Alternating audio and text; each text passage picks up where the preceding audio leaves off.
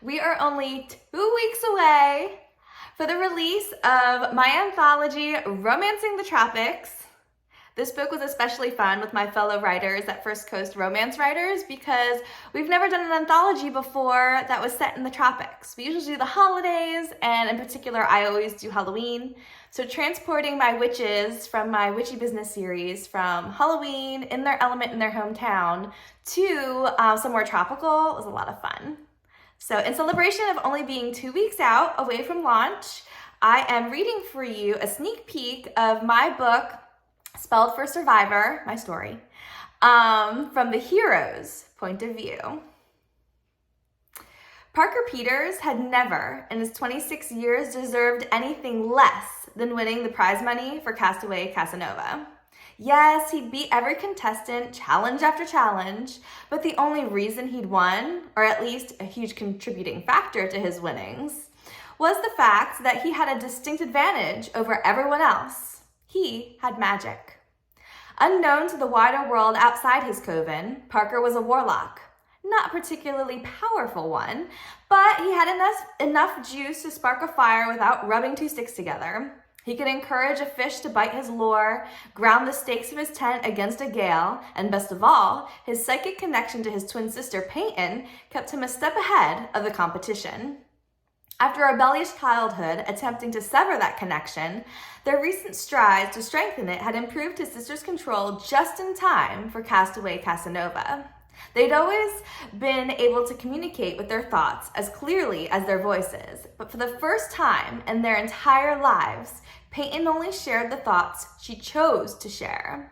A blessed reprieve from their teen years of intermittent, uncontrollable, and unwanted insight into her mind. Parker shuddered. Finally, they had enough confidence in their magic to enjoy its benefits. Their scheme was simple. Peyton remained comfortably at home with internet access and gave Parker tips on how to complete each challenge.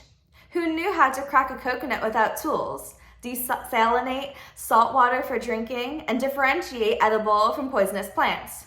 Parker hadn't a clue, but survival guides on YouTube helpfully walked Peyton and him through each step.